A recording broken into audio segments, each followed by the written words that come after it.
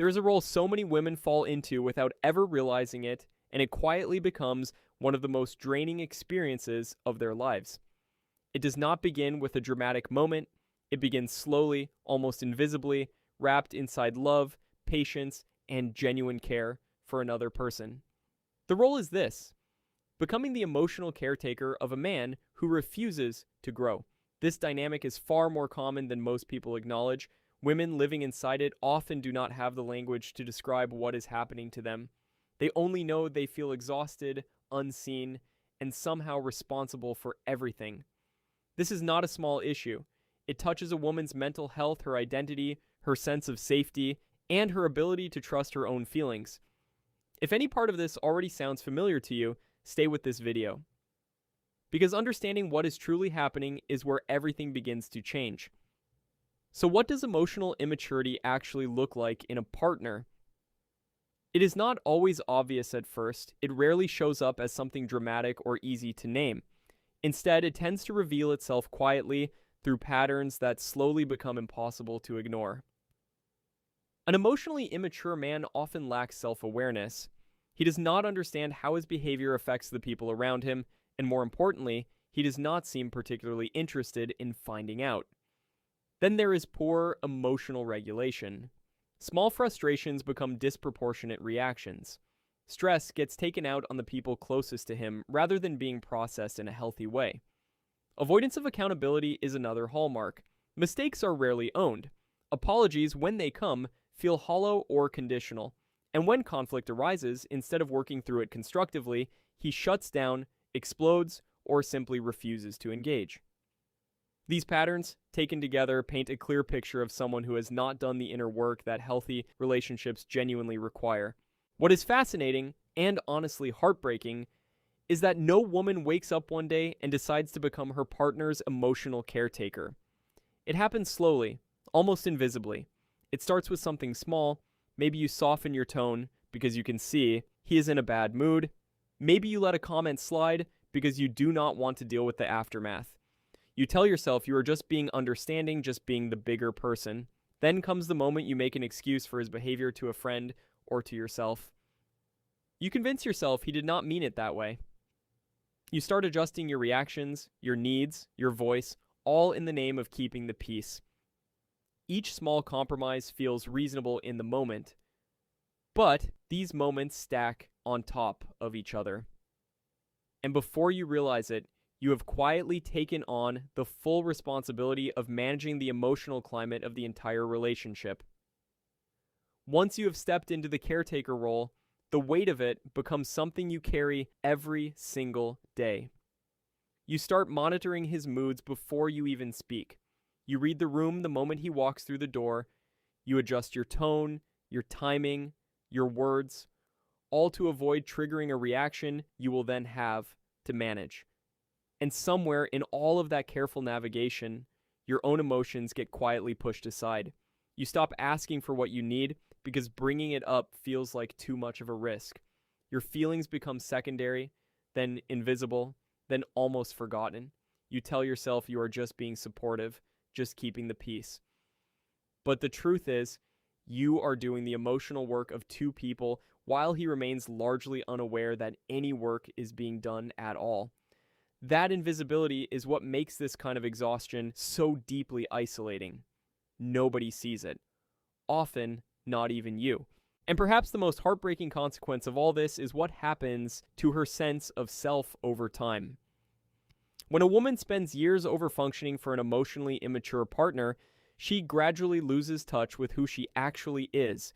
It happens so quietly that she barely notices it. Her hobbies start feeling like luxuries she cannot afford. Her opinions get softened to avoid triggering his reactions. Her dreams get placed on hold indefinitely. She stops asking herself what she wants because his needs have taken up every available space inside her mind and heart.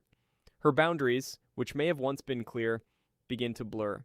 She starts defining herself almost entirely through her role in the relationship: the caretaker, the fixer, the one who holds everything together. But underneath all of that, the real her, the woman with her own desires, values, and voice, is still there, waiting. She has not disappeared. She has simply been buried beneath years of invisible, unreciprocated emotional labor. One of the most disorienting experiences in this dynamic is what happens when conflict arises. Instead of engaging honestly, emotionally immature men often deflect, shift blame, or become immediately defensive. Rather than taking responsibility, they redirect the conversation until the woman finds herself apologizing for bringing up the issue in the first place. This pattern is deeply damaging because it is so subtle. She raises a concern, he reacts with hurt or anger, and suddenly, she is managing his reaction instead of addressing her original need. Over time, she begins to wonder if she is too sensitive, too demanding, or simply the problem in the relationship. That internalized self-doubt is not accidental. It is the natural result of having her feelings consistently met with resistance rather than understanding. She stops trusting her own instincts and starts filtering every thought through the question of how he might react, which keeps her small, silent, and disconnected from her truth. Building on that cycle of blame and defensiveness, there is another layer that makes this dynamic even more disorienting, and that is the hot and cold behavior that emotionally immature men often display. One moment he is warm, present, and connected. The next, he is completely shut down, pulled away, or become emotionally unavailable without any clear explanation. This inconsistency is not random. It becomes a pattern, and it is deeply painful to live inside of. When he withdraws, she does not feel relief, she feels anxiety. She begins replaying conversations, wondering what she did wrong, and working harder to pull him back. The connection she briefly felt becomes something she is now chasing. This push and pull creates a kind of emotional instability that keeps her constantly off balance. She is not responding to love anymore. She is responding to the fear of losing it. And that fear quietly begins to drive everything she does within the relationship. When blame, withdrawal, and emotional inconsistency become the constant rhythm of a relationship, something deeply unsettling begins to happen inside a woman.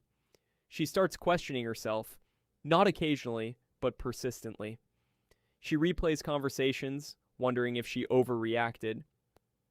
She second-guesses her feelings, asking herself whether she is being too sensitive. She minimizes her own pain because her partner has dismissed it so many times that she has begun doing it for him. This is what self-gaslighting looks like. It is not something she chose. It developed gradually as a survival response to having her emotional reality repeatedly denied, minimized, or reframed by someone she trusted. When a person's inner experience is consistently met with denial or indifference, the mind begins to distrust itself. She stops trusting her instincts. She stops believing her own perceptions are valid. What she once knew clearly becomes foggy, and that fog is one of the most isolating places a woman can find herself in. As self-doubt deepens, something quietly shifts in how a woman shows up in the relationship. She stops waiting for him to step up and starts doing everything herself. She initiates the difficult conversations because she knows he never will. She carefully manages how she delivers her words, not to be heard, but to avoid triggering his defensiveness. She monitors his moods before expressing her own needs. She plans, she processes, she problem solves for two people. This is overfunctioning. And it becomes her full-time emotional job. What makes this so exhausting is that it is invisible. There is no acknowledgement, no appreciation, and no reciprocation. The relationship only feels stable when she is working hard enough to hold it together. The moment she steps back, things fall apart, which only reinforces her belief that she must keep going. She is not in a partnership anymore. She is a single person carrying the emotional weight of two. Now here's a distinction that changes everything once a woman truly understands it. There is a significant difference between a man who is emotionally incapable and one who is simply unwilling to grow. A man who is incapable may genuinely lack the emotional tools, perhaps due to trauma, upbringing, or limited self-awareness. He may not yet know how to regulate his feelings or communicate with depth. That is a real limitation, but it is also something that can change with effort and genuine desire. However, many men are not incapable. They are unwilling. They resist therapy, dismiss emotional conversations, and refuse accountability, not because they cannot understand, but because growth feels uncomfortable and inconvenient to them. This distinction matters deeply. When a woman mistakes unwillingness for incapability, she pours endless energy into helping someone who has quietly decided not to help himself. Seeing this clearly is not cruel, it is necessary. When emotional unpredictability becomes the norm in a relationship, something deeply fundamental begins to shift inside a woman. Her nervous system, designed to seek safety and connection, starts operating in a constant state of alert.